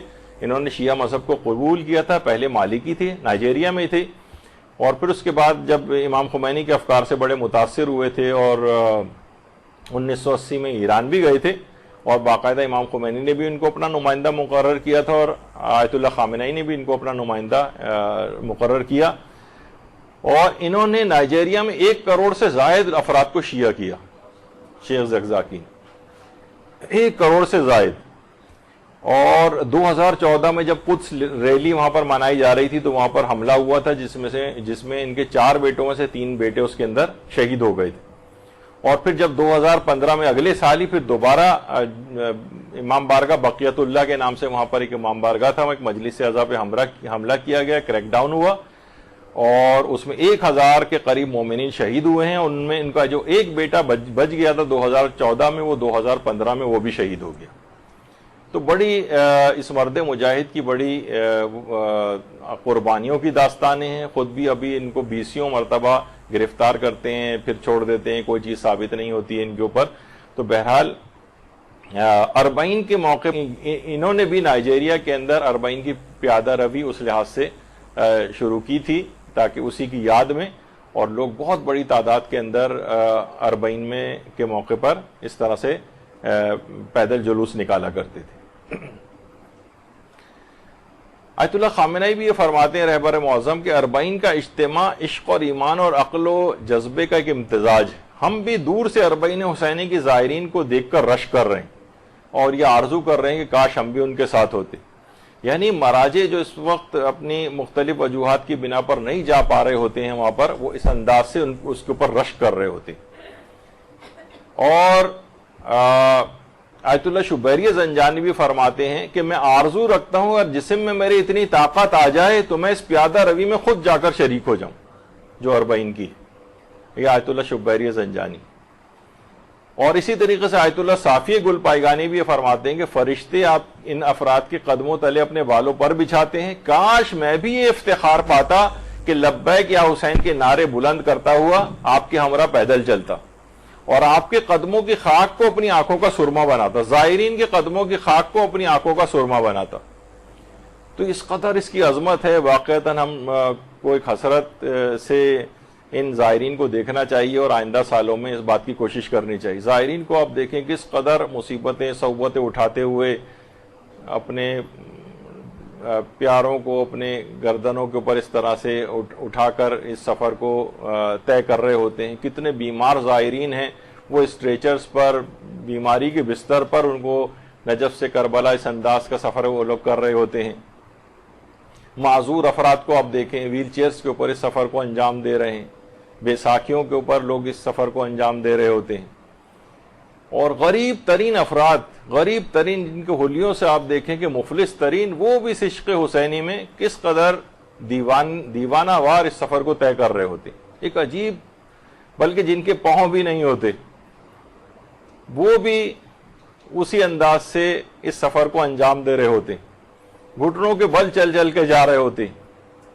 یعنی واقعتاً قیامت سے کم سفر نہیں ہے وہاں کا. یہ دیکھیے اسٹریچر پہ مریض جا رہے ہیں. کبھی کبھی شدید موسم کی وہ سختیاں آ جاتی ہیں, شدید بارش ہو رہی ہے, شدید سردی ہو رہی ہے, شدید گرمی ہو رہی ہے, لیکن پھر بھی سفر کو جو ہے وہ انجام دے رہے ہوتے ہیں. پاؤں چھل چکے ہوتے ہیں, زخم آ چکے ہوتے ہیں, لیکن عشق حسینی میں سب چیزیں بالکل گوارا ہوتی ہیں. اور یہی روایات میں یہ بھی چیز بھی بیان ہوئی ہے. ہمارے چھٹے امام امام جعفر صادق علیہ الصلوۃ والسلام فرماتے ہیں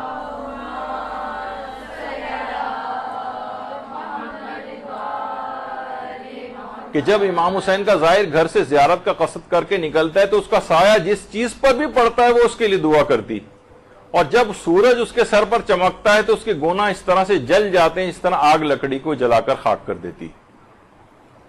تو بڑی عظمت, یعنی یہاں تک کہ امام نے دعا دی چھٹے امام نے, خدایا ان چہروں پر رحمت نازل فرما جن کو سفر میں سورج کی گرمی نے جھلسا دیا.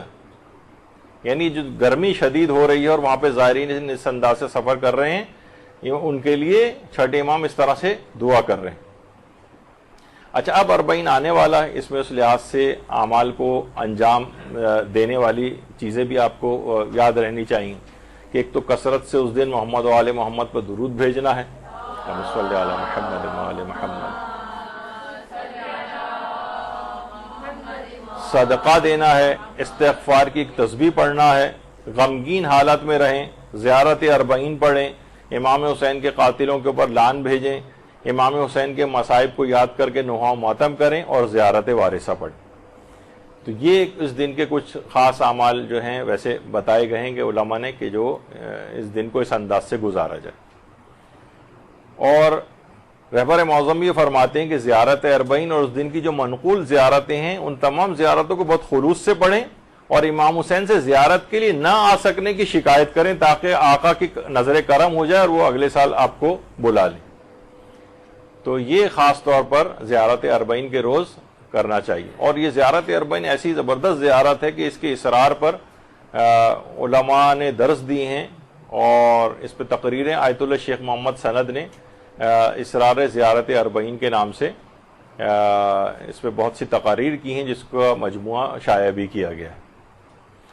تو اس زیارت 40 کے اندر وہی جو ابھی آپ نے سنا دیکھا تھا اس سے پہلے کہ پروردگار چھٹے امام فرماتے ہیں امام حسین نے اپنی جان تیری راہ میں قربان کر دی تاکہ تیرے بندوں کو جہالت و گمراہی سے نجات دلائیں. تو جہالت اور گمراہی یہ دو چیزیں ایسی ہیں کہ ہر زائر کو بھی, ہر زیارت پڑھنے والے کو بھی یہ دو امراض کو اپنے اندر سے نکالنا, جہالت کو دور کرنا ہے, علم حاصل کرنا ہے, اور گمراہی سے اپنے آپ کو بچانا ہے. یہ امام حسین کے اہداف و مقاصد میں سے. تو قول مشہور یہی کہ 40 کے دن ہی اہل بیت حرم جو ہیں وہ شام سے کربلا لوٹے. اچھا, اب یہ بات بیان کر دی جائے کہ اس میں ایک تھوڑا سا ایک اختلاف ہے تاریخ کے اندر, ہم اس اختلاف کے اندر نہیں جائیں گے, نہ کوئی ضرورت ہے جانے کی. لیکن ہمارے عالم آیت اللہ سید محمد علی قاضی طباطبائی نے کتاب لکھی ہے تحقیق دربار اولین 40 حضرت سید الشہداء. اس میں تمام اعتراضات کا جواب دے کر اس بات کو انہوں نے ثابت کیا ہے کہ اہل حرم کا روز 40 شام سے کربلا پہنچنا ثابت ہے. یعنی پہلے ہی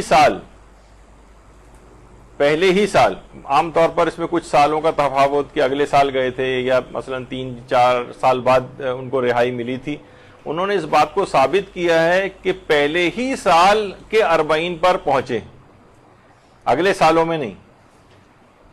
تو اور ایک اس کے اندر ایک چیز پیش کی جاتی ہے, اگرچہ اس کے اندر اس پہ بھی مباحث موجود ہیں, لیکن بہرحال کہ 40 ہوتا ہی پہلے سال کے حوالے سے ہے, یعنی اگلے سالوں کا 40, یعنی یہ بھی دلائل کے اندر اس لحاظ سے اس چیز کو جو ہے وہ ذکر کیا گیا ہے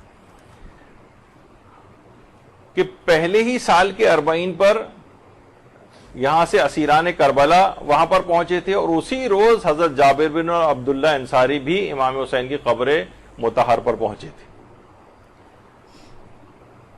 اور اس وجہ سے آیت اللہ علی آقا قاضی طباطبائی نے کہا کہ زیارت 40 کا ایک دوسرا نام زیارت مرد الرأس بھی ہے, یعنی سروں کا لوٹایا جانا, کیونکہ روز 40 اسیران اہل بیت کربلا پلٹ کر آئے تھے اور سر اقدس امام حسین شام سے اپنے ساتھ لائے تھے اور کربلا میں لا کر دفن کیا تھا. تو یہ پہلے ہی 40 والی بات ہے. البتہ تاریخی اختلافات ہیں، دونوں طرف کے دلائل بھی ہیں، اس میں ہمیں جانا نہیں ہے، نہ اس کی جاننے کی ضرورت ہے. روز 40 حضرت جابر بن عبداللہ انصاری پا برہنہ زیارت کے لیے آئے تھے. عطیہ کوفی جو حضرت جابر بن عبداللہ انصاری کے شاگرد تھے، ان کے ساتھ سفر میں ساتھ تھے، وہ فرماتے ہیں کہ جب ہم کربلا پہنچے تو حضرت جابر نے آب فرات سے غسل کیا، پاکیزہ لباس پہنا اور پھر ننگے پاؤں قبر کی زیارت کے لیے روانہ ہوئے. اور جب قبر امام حسین کے پاس پہنچے تو قبر کے سرانے کھڑا ہو کر 3 مرتبہ کا اللہ اکبر اور پھر شدت غم سے بے ہوش ہو گئے. یہ عطیہ کوفی نے اس وقت کی صورتحال بیان کی. اچھا، خود عطیہ بن عوف کوفی، ان کے متعلق بھی تاکہ ایک چیز پتہ چل جائے، مدرسے نے اس کی پوسٹ بھی بنائی تھی تاکہ لوگ ان سے بھی واقف ہو جائیں کہ یہ امام حسین کی 40ویں کے روز قبر امام حسین پہ پہنچے، کوفے کے رہنے والے تھے. عطیہ کہتے ہیں جب میں پیدا ہوا تو میرے والد مجھے کوفے میں حضرت امیر المومنین کی زیارت کے لیے لے گئے. میرے والد سے نے عرض کیا، امیر المومنین یہ لڑکا بھی پیدا ہوا، میں اس کا کیا نام رکھوں؟ تو امیر المومنین نے فرمایا اللہ کا عطیہ ہے، چنانچہ میرا نام عطیہ رکھا گیا. ہمارے ہاں عام طور پر لڑکیوں وغیرہ کا نام عطیہ رکھا جاتا ہے، لیکن عربوں میں عطیہ ایک کچھ لحاظ سے کامن نام ہے، مردوں اور عورتوں دونوں کا رکھا جاتا ہے، اور امیر المومنین نے تو خود ان کا نام رکھا تھا. تو یہ ان کو یہ سعادت ملی تھی کہ یہ روز 40 جابر بن عبداللہ انصاری کے ساتھ وہاں پر پہنچے تھے، اور کافی قابل اعتبار شخصیت ہیں، اور انہوں نے حضرت زہرا کا خطبہ جو ہے وہ نقل بھی کیا ہے. جابر بن عطیہ کہتے ہیں کہ میں 20 سفر کو جابر بن عبداللہ انصاری کے ساتھ تھا. جب ہم وہاں پہنچے تو انہوں نے غسل کیا، ایک پاکیزہ پہنا اور کہا کہ اے عطا یا عطیہ، کیا عطریات میں سے تمہارے پاس کچھ ہے؟ تو عطیہ نے کہا کہ میرے پاس سود یا سعاد کوفی، ایک خوشبو ہے خاص قسم کی. میں بیچ میں ایک چیز بتا دوں کہ خاص ہم نے اس کا عمل بھی ایک پیش کیا تھا. حافظہ بہت زیادہ قوی کرنے والا امیر المومنین نے ایک وہ طریقہ اس کا ایک بتایا تھا جس میں ایک خاص قسم خوشبو، یہی سعود کوفی یا سعاد کوفی، وہ ملائی جاتی ہے خاص پرسنٹیج میں، پھر اس کو کچھ دن تک استعمال کرنا ہوتا ہے، کھانا ہوتا ہے. تو خود یہ ہے کہ اس قدر اس کا حافظہ قوی ہو جائے گا کہ لوگ اسے ساحر کہیں گے، یعنی جادوگرانہ طور پر، یعنی اس طریقے سے ایسا لگے گا یہ تو کوئی جادو ہے، ایسا کسی کا حافظہ کیسے ہو سکتا ہے. تو بہرحال انہوں نے کہا کہ میرے پاس سعود کوفی وہ خوشبو ہے. جابر نے اس میں سے کچھ لیا اور اپنے سر اور بدن پہ ملا، ننگے پاؤں روانہ ہوئے، قبر مطہر پر پہنچے، قبر کے سرانے کھڑے ہو گئے، 3 مرتبہ اللہ اکبر کہا، بے ہوش ہو گئے. ہوش میں آئے تو میں نے ان کو کہتے ہوئے سنا، السلام علیکم یا آل اللہ، آل اللہ، اے اللہ کی آل آپ پر سلام ہو. اچھا، یہ اللہ کی آل تو کوئی ہوتی نہیں، اللہ تو ہر تبادل و تناسل سے پاک ہے. تو علماء یہ کہتے ہیں کہ آل قریب کے معنوں میں بھی استعمال ہوتا ہے، اور آل اور عیال کے لیے ضروری نہیں تبادل و تناسل ہو، کیونکہ روایت میں الگ سے بیان کیا گئی ہے بات کہ الخلق کلہم عیال اللہ ہے، تمام کی تمام مخلوق اللہ کی عیال ہے. اللہ کے نزدیک سب سے پیاری وہ مخلوق ہے جو اس کے عیال کے ساتھ حسن سلوک کرے. تو اور عیال جو ہے وہ ضروری نہیں ہے، جیسے قرآن نے آل فرعون کہا ہے، جبکہ جو فرعون کے لشکری اور اس کی فوج اور مصری جو تھے وہ سب کے سب فرعون کی اولاد میں سے نہیں تھے، لیکن ان کو بھی آل، ان کے لیے بھی آل کا لفظ آیا. قرآن میں 13 مقامات پہ لفظ آل فرعون استعمال ہوا ہے. تو ضروری نہیں کہ آل کے میں ہمیشہ اس کی صلبی اولاد مراد ہو. تو اس وجہ سے یہ ایک چیز بیچ میں آ گئی. تو لوگ اکثر کہتے ہیں کہ اللہ کی آل اور عیال کیسے ہو سکتی ہے؟ تو وہ قریب کے معنوں کے اندر ہے، اور بھی اس کے دلائل ہیں. پھر کیا فرماتے ہیں کہ کہا کہ جابر نے کہا کہ مجھے قبر مطہر سے مس کرو.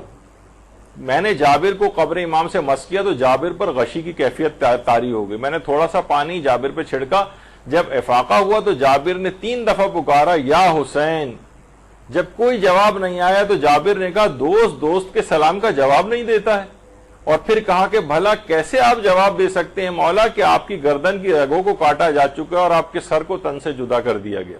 یہ سب 40ویں کے روز، چہلم کے روز قبر امام حسین کے اوپر سب ہو رہا تھا.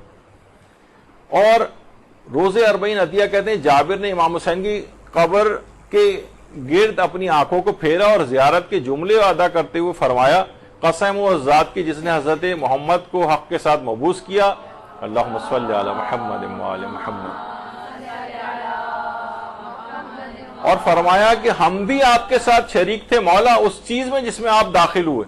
عطیہ کہتے ہیں کہ جابر سے کہا کہ ہم کیسے شریک ہو گئے؟ نہ تو ہم کسی وادی میں اترے، نہ ہم کسی پہاڑ پر چڑھے، نہ تلوار سے کسی کو ضرب لگائی، نہ ان لوگوں کے سر و بدن و اولاد میں جدائی ہوئی، نہ ہماری عورتیں بیوہ ہوئیں، تو یہ کیسے ممکن ہے؟ تو جابر نے کہا عطیہ میں نے رسول اللہ کو یہ کہتے سنا ہے کہ جو کسی قوم سے محبت کرے گا وہ ان کے ساتھ ہی مشہور ہوگا، اور جو کسی قوم کے عمل کو دوست رکھے گا وہ ان کے عمل میں بھی شریک ہو جائے گا، اس وجہ سے میں نے یہ بات کہی۔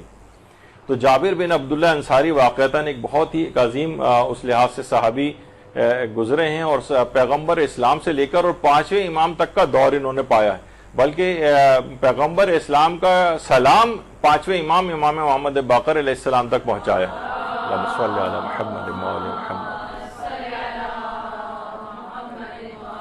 اور جابر کی عمر اس وقت، جابر کا جب انتقال ہوا ہے یا شہادت ہوئی، ان کی عمر اس وقت 94 سال تھی، اور یہ بھی ملتا ہے کہ جابر کو حجاج نے زہر دے کر شہید کیا، اور تقریباً 1500 کے قریب روایت میں جابر بن عبداللہ انصاری آتے ہیں، 1500 روایات کے راویوں میں سے ایک ہے۔ اور جب 1932 میں حضرت حذیفہ یمانی اور جابر بن عبداللہ انصاری کی جو ہے وہ قبریں ساتھ تھیں، تو ان کی قبر کے اندر پانی آ گیا تھا، دریائے دجلہ کے کنارے ان کی جو ہے وہ قبر تھی۔ تو اس زمانے میں عراق کا جو بادشاہ تھا وہ شاہ فیصل تھا، ایک تو سعودی عرب والا شاہ فیصل وہ نہیں، عراق کا شاہ فیصل۔ اس کے خواب میں حذیفہ یمانی آئے اور کہا کہ ہماری قبروں کے اندر پانی آ رہا ہے، جابر بن عبداللہ انصاری اور حذیفہ کی قبروں میں۔ تو شاہ عراق نے جب یہ خواب دیکھا تو کہا کہ ان کی قبروں، مفتیوں سے باقاعدہ فتویٰ لیا، اور اس زمانے میں جو مفتی اعظم فلسطین تھا وہ بھی وہاں پر آ گیا، شاہ عراق جو تھا فیصل نام کا وہ بھی اس موقع پر موجود تھا، اور بہت بڑی تعداد تھی کہ جس وقت قبر کو منتقل کیا گیا حضرت جابر بن عبداللہ انصاری اور حذیفہ یمانی کی، اب سلمان فارسی کی قبر کے بہت قریب ہی ان لوگوں کی قبر کو منتقل کر کے وہاں، تو لوگوں نے دیکھا کہ کفن تک ان کا خراب نہیں ہوا تھا اور جسم بھی بالکل تر و تازہ تھا، اور خاص طور پر جابر بن عبداللہ انصاری کی آنکھیں کھلی ہوئی تھیں اور ان میں سے بہت ایک نورانیت اور روشنی نکل رہی تھی 1932 میں۔ اس کی کچھ تصاویر اس لحاظ سے ہیں اس واقعے کی، جب سب لوگ قبر کے اطراف میں کھڑے ہوئے ہیں اور ان کے جسم کو نکال کر منتقل کیا جائے۔ تصویریں ان کے جسموں کی نہیں کھینچی گئیں یا شو نہیں کی گئی تھیں، لیکن جتنے لوگ اس وقت موجود تھے انہوں نے اس چیز کو بیان کیا۔ تو جابر بن عبداللہ انصاری، اور اس قدر وہ تھے کہ جس وقت یہ جوان تھے ان کی 7 یا 9 بہنیں تھیں، تو اگرچہ کسی جوان خاتون سے شادی کر سکتے تھے، لیکن انہوں نے ایک اپنے سے بڑی عمر کی اور بیوہ عورت سے شادی کی تاکہ ان کی 7 یا 9 بہنوں کی کوئی پرورش کرنے والا، کوئی اس میں ہاتھ بٹانے والا ایک جہاندیدہ عورت ہو۔ تو اس لحاظ سے پھر پیغمبر اسلام نے ابتداً ان سے پوچھا تھا کہ تم بڑی عمر کی عورت سے کیوں کر رہے ہو؟ جب انہوں نے ریزن بتائی تو پیغمبر نے ان کو شاباش دی تھی۔ تو پھر بہرحال جابر بن عبداللہ انصاری اس لحاظ سے وہی اس کے راوی بھی۔ اچھا، اتنی اہم ترین چیز ہے یہ کہ پیدل حج و زیارات انجام دینے سے متعلق، یعنی اس کی نظر بھی کی جا سکتی، یعنی اگر کوئی شخص نظر کرے کہ میں پیدل نجف سے کربلا جاؤں گا یا جاؤں گی، اس کی کوئی اگر نظر بھی مانے، یا مثلا حج کو پیدل انجام دینے کی نظر بھی مانے، تو وہ نظر منعقد ہو جاتی ہے شرعاً، اور پھر اس کو پیدل ہی زیارت یا وہ حج وغیرہ یا عمرہ اس انداز سے انجام دینا ہوگا۔ یہ ایک فقہی حکم بھی ہے، یعنی پیدل زیارت کی مشروعیت ثابت ہے، ہر وہ چیز جو مشروع ہو یعنی اس کی نظر بھی مانی جا سکتی۔ اور جو زیارات کے سفر وغیرہ ہوتے ہیں اس میں بہرحال یہ ہے کہ اگر شوہردار عورت ہے تو اپنے شوہر کی اجازت لے، اور اگر والدین کی اجازت تو اس صورت میں ہے کہ جب وہ ان کو اذیت اگر ہو رہی ہو وہاں جانے سے، مثلا حالات بہت ہی زیادہ خراب ہوں اور والدین اس لحاظ سے ان کو اذیت ہو رہی ہو، فکر مند ہو رہے ہوں، تو پھر والدین کی اجازت بھی درکار ہوتی۔ اگر وہ اجازت نہ دیں تو پھر نہیں جانا چاہیے، خواہ وہ سفر زیارت ہی کیوں نہ ہو۔ اور وہاں جا کر اکثر لوگ بہرحال چوکھٹ پر جا کر سجدہ کرنے والا جو ایک مسئلہ آتا ہے، لوگ اس کو اس طور پر سمجھتے نہیں. دیکھیے سجدہ شکر کی نیت سے کسی بھی سمت میں سجدہ کیا جا سکتا ہے، لیکن بہرحال کوئی ایسا طریقہ کار اختیار نہ کیا جائے کہ جس سے یہ ہو کہ ہم ائمہ معصومین کو جا کر جو ہے وہ سجدہ کرتے ہیں. لوگ بہت سے افراد اس کے اوپر، کیونکہ سجدہ تعظیمی بھی ہماری فقہ میں حرام ہے، اور حضرت آدم کو اور برادران یوسف کا حضرت یوسف کو سجدہ کرنا، اس کے متعلق بھی علماء نے کہا کہ وہ حضرت یوسف کو سجدہ نہیں تھا، سجدہ پروردگار عالم کو تھا، وہ شکر کے سجدے میں گر گئے تھے.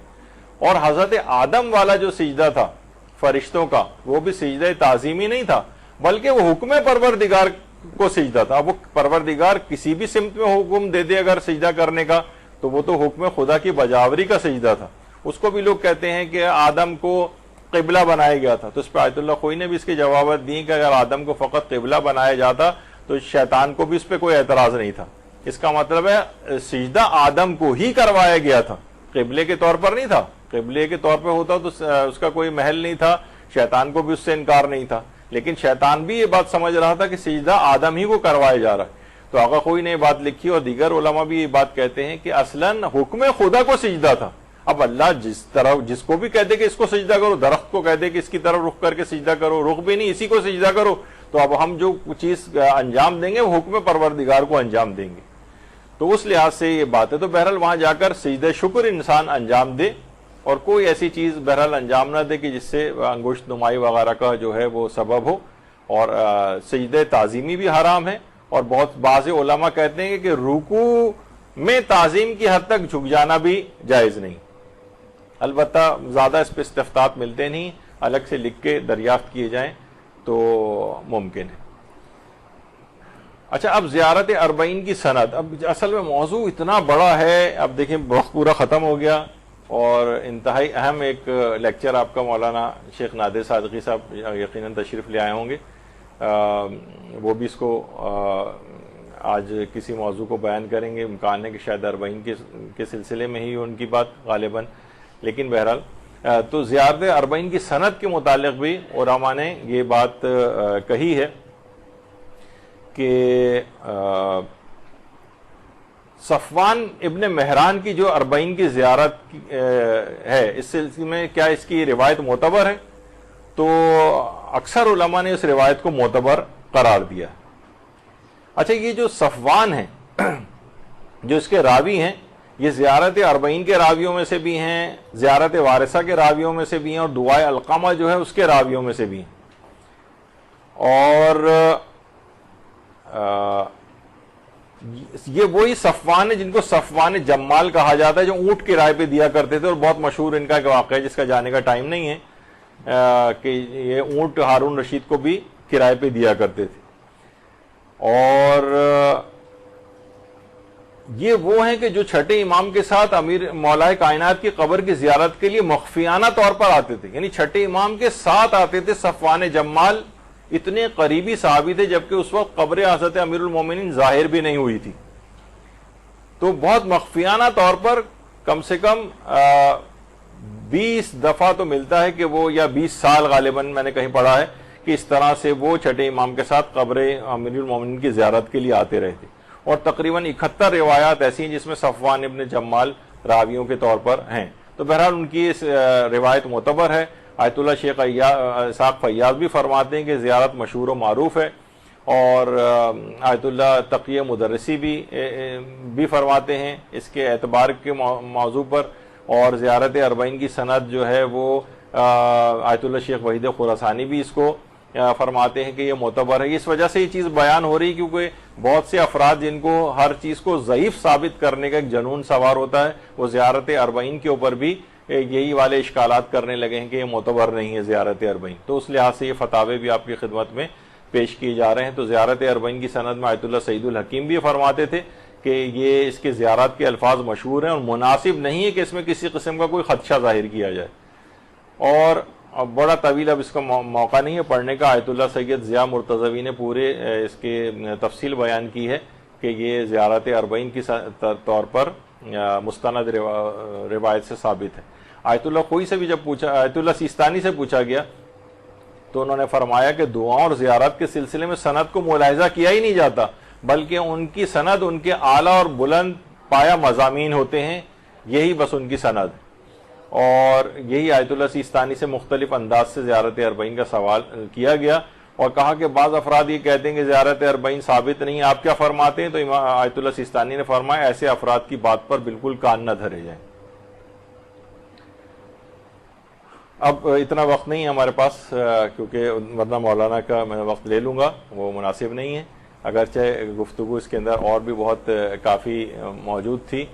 تو بہرحال بس آخر میں یہی دعا ہے پروردگار عالم سے کہ وہ آئندہ سالوں میں ہمیں بھی محروم قرار نہ دے، اور دیگر زائرین کی طرح سے اس طرح اس سال زائرین اربعین کے موقع پر وہاں پر پہنچے ہوئے ہیں، یہ سعادت ہم سب کو نصیب فرمائے۔ وصلی اللہ علی محمد وآلہ الطیبین الطاہرین۔